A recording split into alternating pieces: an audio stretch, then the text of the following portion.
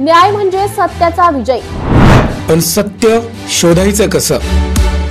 न्यायासाठीचा प्रवास सोपा आहे का? तुमच्या हक्कांची संपूर्ण माहिती आहे का? कायद्याचे गूढ उलगडणार, सत्य समजावून सांगणार तज्ञ वकील. महत्त्वाच्या कायद्यांपासून ते गुंतागुंतींच्या प्रकरणांपर्यंत स्पष्ट उत्तर, ठोस मार्गदर्शन. एक व्यासपीठ जिथे प्रत्येक प्रश्नाला मिळेल योग्य उत्तर.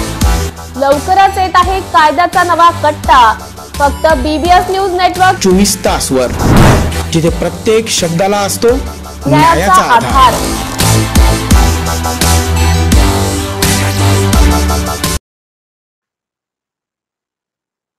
नमस्कार, BBS न्यूज नेटवर्क मध्ये आपले स्वागत. पाहूयात आताच्या चालू घडामोडी. पहिली बातमी इगतपुरीहून. वडिलोपार्जित शेतजमिनी औद्योगिक वसाहतीसाठी देण्यास शेतकऱ्यांनी विरोध केलाय. तालुक्यातील मौजे आडवण या पारदेवी येथील वडिलोपार्जित शेतजमीन औद्योगिक वसाहतींसाठी शेतकऱ्यांचा विरोध आहे. जमीन संपादित करू नये यासाठी माजी आमदार पांडुरंग कांगड, काँग्रेसचे प्रदेश सरचिटणीस भास्कर गुंजाळ व शेतकरी संघटनेचे नेते बाळासाहेब धुमाळ यांच्या नेतृत्वाखाली येथील शेतकऱ्यांनी तहसील कार्यालयावर मोर्चा काढला होता. मोर्चानंतर शेतकऱ्यांनी तहसील कार्यालयात ठिय्या मांडून जोरदार आंदोलन केलंय. शासनाने इगतपुरी तालुक्यात अनेक प्रकल्प आणून शेतकऱ्यांना भूमिहीन करण्याचं काम केलं आहे, असा आरोप माजी आमदार पांडुरंग कांगड यांनी केला. काँग्रेसचे प्रदेश सरचिटणीस भास्कर गुंजाळ यांनी बोलताना सांगितलं की आधीच अनेक प्रकल्प तालुक्यात असताना शासन पुन्हा औद्योगिक वसाहतीत घाट घालत आहे. जर शेतकरी भूमिहीन झाला तर नागरिक काय कंपन्या खातील का, असा प्रश्न उपस्थित केलाय. तालुक्यात रेल्वे, मुंबई नागपूर समृद्धी महामार्ग, अनेक धरणे तसेच डिझेल पेट्रोल लाईन, राष्ट्रीय महामार्ग यासाठी जवळपास शासनानं 80% जमिनी संपादित केल्यात. आता तरी शेतकऱ्यांना भूमिहीन करू नका, अन्यथा शेतकरी संघटना तीव्र स्वरूपाचं आंदोलन सुरू केलं जाईल, असा इशारा शेतकरी संघटनेचे नेते बाळासाहेब धुमाळ यांनी दिला. शेतकरी आता आक्रमक झाले असून जमिनींची मोजणी करू नये यासाठी शेतकरी एकवटले आहेत. आमच्या जमिनीचा 7/12 वर घेतलेल्या नोंदी रद्द करून कमी करण्यात यावा यासाठी तहसील कार्यालयात जोरदार घोषणाबाजी शेतकऱ्यांनी केली. तसेच शासनाने जमीन मोजणी त्वरित थांबवून 7/12 वर घेतलेल्या नोंदी तात्काळ रद्द करण्यात आल्या पाहिजे, अन्यथा तहसील कार्यालयावर बिराड मोर्चा काढण्यात येईल, अशी माहिती गाव बचाव समितीचे अध्यक्ष ज्ञानेश्वर कोकणे व उपाध्यक्ष विष्णू कोकणे यांनी दिली. गेल्या 7-8 महिन्यापासून प्रस्तावित आडवण पारदेवी या ठिकाणी आम्ही MIDC न व्हावी याच्याकरता आंदोलन करत आहोत. खरं तर आत्ताच माझे आमदार श्री पांडुरंगबाबा गांगड यांनी तालुक्याचा सर्व इतिहास मांडला. मुळात सांगायचं झालं तर या तालुक्याला जमीन शिल्लक राहिलेली नाहीये, तर शेतकरीच राहिला नाही तर शासन या कंपन्या खाणार आहे का, माझा हा शासनाचा सवाल आहे. दुसरा मुद्दा असा की आज देशामध्ये काय चाललेलं आहे, एकीकडे तिकडे सर्जिकल स्ट्राईक सारख्या प्रकार, सिंधूर बचाव सारखा चाललेला आहे. पंतप्रधान मोदींनी आपल्या भारतीय महिलांचं सिंधूर बचाव याच्याकरता मोठे स्ट्राईक तिकडे करतायत आणि आमच्या इकडे आई बहिणींचं कुंकू पुसवलं जात आहे. इतक्या भयंकर प्रकार हे शेतकऱ्याच्या बाबतीत होत आहे. कारण जर ही MIDC झाली तर 100% शेतकरी इथं आत्महत्या करतील, आमच्या माय भगिनी ज्या आहेत उद्या होतील. आणि म्हणून शासनाने ही MIDC रद्द करण्यात यावी. तिकडे दुसऱ्या ठिकाणी भरपूर जागा आहे, अनेक ठिकाणी तिथं प्रयत्न करावेत. ही MIDC इथून हलवावी आणि आमचे जे 7/12वरील जे बोजे चढलेत ते त्वरित रद्द करण्यात यावे. नाहीतर याच्यापेक्षाही उग्र आंदोलन, हे तर काहीच नाही, याच्यापेक्षाही उग्र आंदोलन आम्ही करणार आहोत येणाऱ्या काळामध्ये. जर लवकरात लवकर हे झाले नाही, आमचा 7/12 जर कोरा झाला नाही तर आम्ही आत्मदहन सुद्धा करणार आहोत. याची शासनाने दखल घ्यावी. नाशिक महानगरपालिका सार्वजनिक आरोग्य विभागाच्या वतीने जाहीर निवेदन. शहरात वाढत्या तापमानामुळे उष्माघात अर्थात हीट स्ट्रोक होण्याची शक्यता नाकारता येत नाही. अशा वेळी उपचार न केल्यास डिहायड्रेशनमुळे मृत्यू ओढावू शकतो. म्हणूनच वाढत्या तापमानात फार वेळ कष्टाची कामे करणे टाळावे. उष्णता शोषून घेणारे काळ्या किंवा भडक रंगाचे कपडे वापरू नये. पाणी भरपूर प्यावे. बाहेर जाताना गॉगल्स, टोपी, छत्री इत्यादींचा वापर करावा. मळमळ, उलटी, थकवा येणे, ताप येणे अशी उष्माघाताची लक्षणे आढळल्यास त्वरित डॉक्टरांचा सल्ला घ्या. नाशिक महानगरपालिका नाशिकच्या वतीने जनहितार्थ प्रसारित. पुढील बातमी नागपूरहून. स्थानिक स्वराज्य संस्थेच्या निवडणुकांच्या दृष्टीने पक्ष मजबूत करण्याचे प्रयत्न सुरू आहेत. अनिल देशमुख म्हणाले, शरद पवार यांनी गायब वृत्तपत्राला मुलाखती दिल्यात, त्यात ते वक्तव्य केलंय. काही कार्यकर्त्यांनी तसं वक्तव्य केल्यामुळे त्यांनी ते मुलाखतीत बोलले असतील. आगामी स्थानिक स्वराज्य संस्थेसाठी राष्ट्रवादी शरद पवार गट कसा मजबूत करायचा यासाठी आमच्या चर्चा सुरू आहे. शरद पवार यांच्या काही पदाधिकाऱ्यांनी भावना व्यक्त केली असेल तरी आम्ही पक्ष म्हणून कसं मजबूत करता येईल या दृष्टीने संपूर्ण जिल्ह्यामध्ये महाराष्ट्रात आपला पक्ष मजबूत झाला पाहिजे यासाठी काम करू शकतो. स्थानिक स्वराज्य संस्थांच्या निवडणुका लढण्याच्या अनुषंगानं आम्ही आमच्या पक्ष संघटना मजबूत कराव्यात यासाठी प्रयत्न करत आहोत.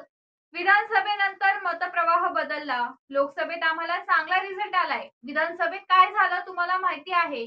ईव्हीएम मध्ये गडबड झाली, वोटिंग लिस्ट मध्ये गडबडी झाली, त्यामुळे विधानसभेचे निकाल असे आले. निवडणुकीत निकाल या शपथ सुरू असतं. राष्ट्रवादी काँग्रेस पक्ष म्हणून आपला पक्ष कशा पद्धतीने मजबूत पुढे नेता येईल आणि स्थानिक स्वराज्य संस्थांच्या निवडणुका लढता येतील यासाठी सर्व स्तरावर काम सुरू आहे. शरद पवार म्हणाले, नेमकं शरद पवार यांना काय सांगायचे ते शरद पवारच सांगू शकतील. अनिल देशमुख माजी गृहमंत्री शरद पवार गट यांनी म्हटलंय. पक्ष सर, एक खासगी वृत्तपत्राला शरद पवार यांनी मुलाखत दिली. त्यांनी म्हटलेलं आहे की काही आमच्या गटाचे काही लोक याची इच्छा आहे आमदारांची की तिकडे जायला पाहिजे, अजितदादांसोबत जायला पाहिजे. असं आहे की माननीय शरद पवार साहेबांनी जे काही वृत्तपत्राला जे त्यांनी इंटरव्ह्यू मध्ये जे स्टेटमेंट दिलं ते ठीक आहे. काही कार्यकर्त्यांनी आपली इच्छा व्यक्त केली असू शकते म्हणून त्यांनी तसं स्टेटमेंट दिलं असेल. पण सध्या तरी राष्ट्रवादी काँग्रेस जो पक्ष आमचा आहे तो कशा पद्धतीनं मजबूत करायचा, पुढच्या स्थानिक स्वराज्य संस्थेच्या पुढे आता निवडणूक आहे त्याला कसं सामोरं जायचं या सर्व बाबतीत आमच्या पक्ष स्तरावर जयंतराव पाटील आणि आमच्या सर्व लोकांच्या चर्चा चालू आहेत. सर, काही कार्यकर्ते आहे की त्यात आमदार आणि खासदारांचा समावेश आहे, कारण की कसं आहे काही आता माननीय पवार साहेबांना आमदार भेटत राहतात, खासदार भेटत राहतात, कार्यकर्ते भेटत राहतात. तर काहींनी आपली भावना व्यक्त केली असेल, पण ही जरी भावना व्यक्त केली असेल तरी पण आम्ही पक्ष म्हणून आमचा पक्ष आपल्याला अजून कसा मजबूत करता येईल या दृष्टीनं आम्ही पक्ष म्हणून संपूर्ण जिल्ह्यामध्ये, संपूर्ण महाराष्ट्रामध्ये प्रत्येक जिल्ह्यामध्ये आपला पक्ष मजबूत झाला पाहिजे या दृष्टीने काम करतोय. याचा त्यांनी शरद पवार साहेबांच्या या वक्तव्याचा राजकीय अर्थ पण काढला जातो की पुढची तयारी तर नाही दादा गटासोबत जाण्याची, असं काही चर्चा सुरू आहे का? नाही, अशी कुठेही चर्चा नाही. मधल्या काळामध्ये आमची साहेबांची बैठक झाली, त्या बैठकीमध्ये सुद्धा अशी कुठे चर्चा नाही. फक्त पक्ष आपला पुढील स्थानिक स्वराज्य संस्थेच्या निवडणुकीमध्ये कशा पद्धतीने आपला सामोरे गेला पाहिजे त्याच्यासाठी चर्चा झाली आणि चांगल्या पद्धतीने स्थानिक स्वराज्य संस्थेच्या निवडणुका आपल्याला लढायच्या आहे या बाबतीत सविस्तर साहेबांशी चर्चा झाली. सुप्रिया सुळेंनी नेमकं कुठं बसावं या संदर्भात तिने निर्णय घ्यावा असं शरद पवार विरोधी पक्षांमध्ये लोकसभेत कुठे बसा, कुठल्या भागांवर बसावं, विरोधी पक्षाच्या की सत्ताधाऱ्यांचे, हे सुप्रियाताईंनी ठरवावं असेल. ठीक आहे, धन्यवाद. Shankar Education Societies, Dr. Kuchar Subhash High School, English Medium, Hindi Medium, Junior College of Commerce and Science, Nivlali Camp, 422401. Admissions open, Nursery to 10th, for English and Hindi Medium, 11th and 12th Commerce and Science. We the Subhashites guide the students from ABCD to great achievements.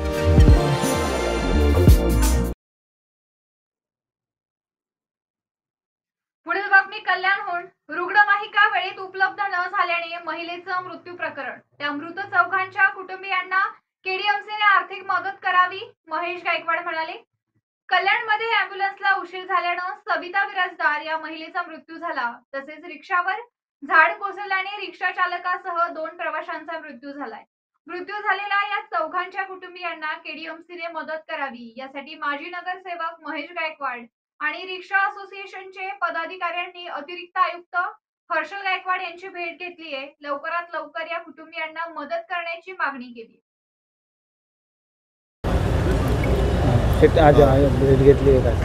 आम्ही आज हर्षलजी गायकवाड यांची आम्ही भेट घेतली.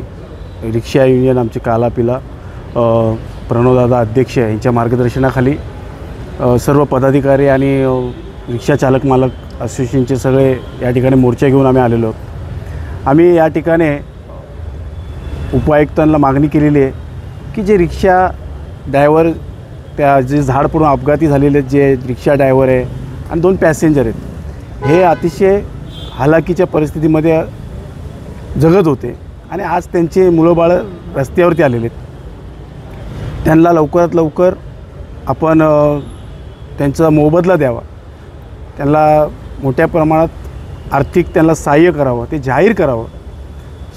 राज्य शासन त्यांनी सांगितलं की आम्ही राज्य शासनाकडे पण पाठवले, त्यांच्या माध्यमातून आपण मोठी रक्कम आमचं देण्याचा मानस आहे असं आम्हाला उपायुक्तांनी सांगितलेलं आहे. त्याचप्रमाणे रुक्मिणीबाई हॉस्पिटलमध्ये जी महिला मृत्यू पावली, त्या ताईंचा नवरा पण वारलेला आहे आणि त्या पण आज वारलेले, ते पण आज हयात नाही आहेत. त्यांची 2 मुलं ही सुद्धा रस्त्यावरती आलेत, त्यांनासुद्धा मोबदला मिळाला पाहिजे. मला असं बोलायचं की महापालिकेला स्वतःच्या घरातले पैसे द्यायचे नाही आहेत.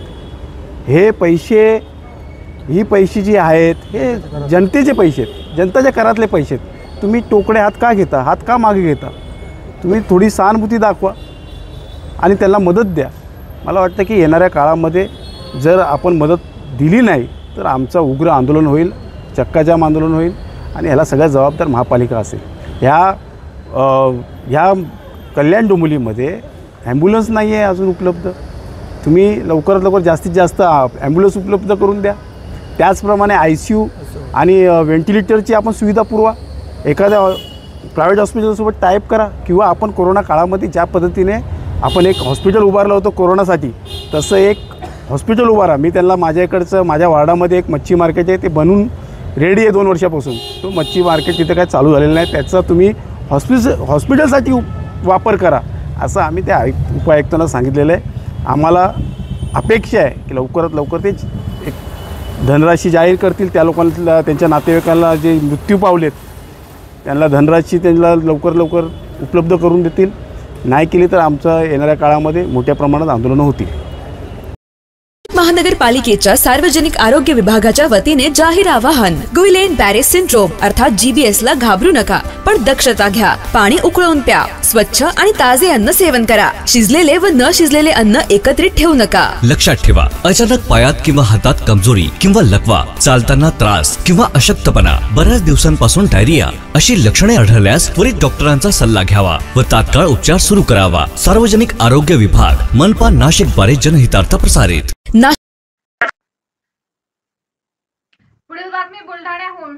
देशवासियांची एकजूट, राजकीय इच्छाशक्ती आणि सैन्य दलाने केलेल्या गगनभेदी कारवाईतून ऑपरेशन सिंदूर यशस्वी. प्रतापराव जाधव म्हणाले, पहलगाम येथील पर्यटकांवर दहशतवाद्यांनी केलेल्या हल्ल्याचा बदला आज सकाळी भारतीय सैन्याने ऑपरेशन सिंदूर राबवत पाकिस्तानसह पाकव्याप्त काश्मीरमधील दहशतवादी तळांवर हल्ले करून दहशतवाद्यांचे कंबरडे मोडण्याचं काम केले. या ऑपरेशन सिंदूर मध्ये सहभागी झालेल्या सर्व सैन्याचं अभिनंदन करत देशवासियांची एकजूट, राजकीय इच्छाशक्ती आणि सैन्याने केलेली गगनभेदी कारवाईतूनच ऑपरेशन सिंदूर यशस्वी झाल्याची प्रतिक्रिया केंद्रीय आरोग्य व कुटुंब कल्याण राज्यमंत्री प्रतापराव जाधव यांनी व्यक्त केली. 22 एप्रिल रोजी जम्मू काश्मीरातील पहलगाम येथील भारतीय पर्यटकांना लक्ष्य करत दहशतवाद्यांनी त्यांचा धर्म विचारून त्यांची हत्या केली व या दहशतवादी हल्ल्यात 26 निष्पाप पर्यटकांचा बळी गेलाय. या हल्ल्यानंतर पर्यटक भयभीत झालेले असताना त्यांना आधार देण्यासाठी शिवसेनेचे मुख्य नेते एकनाथ शिंदे साहेब स्वतः जम्मू काश्मीरला आले. आपण सुद्धा पर्यटकांच्या मदतीला धावून गेलो. त्यावेळी प्रत्येक भारतीयांची भावना या हल्ल्याचा बदला घेण्याची होती. त्याच वेळी देशाचे पंतप्रधान नरेंद्र मोदी यांनी या हल्ल्यातील दहशतवाद्यांना चोख प्रत्युत्तर देऊन दहशतवाद्यांचे कंबरडे मोडण्याचं सूतोवाच केलं आहे. त्यानुसार सैन्याने केलेल्या नियोजनानंतर 7 मेच्या पहाटे पाकिस्तानसह पाकव्याप्त काश्मीर मधील 9 दहशतवादी तळ नष्ट करण्यात आले. ऑपरेशन सिंदूर मध्ये सहभागी झालेल्या सैनिकांचं अभिनंदन करत भारतीय सैन्याच्या क्षमतेवर देशवासियांना पूर्ण विश्वास आहे. संपूर्ण देशवासियांची एकजूट त्यांच्या पाठीमागे उभी आहे. राजकीय इच्छाशक्ती आणि सैन्य दलाच्या गगनभेदी कारवाईतूनच ऑपरेशन सिंदूर यशस्वी झालं आहे. भारतीय वायुसेना, नौसेना आणि स्थलसेना नेतृत्वाचा सहभाग मोठा असून ही कारवाई देशाच्या सीमेपलीकडे जाऊन दहशतवाद्यांचे कंबरडे मोडणारी आहे. अशा कारवायांसाठी राजकीय इच्छाशक्ती ही महत्त्वपूर्ण आहे. देशाचे पंतप्रधान नरेंद्र मोदी यांच्या कणखर नेतृत्वानं ऑपरेशन सिंदूरच्या माध्यमातून हे दाखवून दिलंय. दहशतवाद बिमोड करण्यासाठी अशा कारवाया सुरूच राहतील असा विश्वासही केंद्रीय मंत्री प्रतापराव जाधव यांनी यावेळी व्यक्त केलाय. गेल्या 22 एप्रिल रोजी पहलगाम या ठिकाणी 26 हिंदूंची पाकिस्तानी अतिरेक्यांनी जी अशी चुनचुनून किंवा निवडून त्यांची हत्या त्या ठिकाणी केली. अनेक आमच्या माता भगिनीच्या कपाळाचा कुंकू त्यांनी त्या ठिकाणी पुसलं आणि खऱ्या अर्थानं तो हल्ला म्हणजे भारत देशाच्या आत्म्यावरचा हल्ला होता. भारत देशाच्या अस्मितेवर केलेला तो एक प्रकारचा आघात होता आणि म्हणून तात्काळ आमच्या देशाचे आदरणीय पंतप्रधान नरेंद्र मोदी साहेबांनी दुसऱ्या दिवशी म्हणजे 23 तारखेला पाकिस्तानच्या विरोधामध्ये अतिशय कडक निर्णय त्या ठिकाणी घेतले. सिंधू जल कराराला दिलेली स्थगिती असेल किंवा आणखीन अशा वेगवेगळ्या तिथला थांबवलेला व्यापार असेल, बंद केलेल्या त्यांच्या आपले सीमा असतील किंवा देशातल्या सगळं पाकिस्तानी नागरिकांचा रद्द केलेला व्हिसा असेल, तरी सुद्धा संपूर्ण भारतीयांच्या मनामध्ये एकच इच्छा होती की आता ही वेळ आलेली आहे पाकिस्तानला धडा शिकवण्याची आणि पाकिस्तानला अतिशय चोखपणानं प्रत्युत्तर देण्याची. आणि आपले प्रधानमंत्री मोदी साहेबांनी बिहारच्या सभेतील भाषणातही सुद्धा. याचबरोबर आताचं बातमीपत्र संपलं. अशाच बातम्यांसाठी पाहत राहा BBS न्यूज नेटवर्क.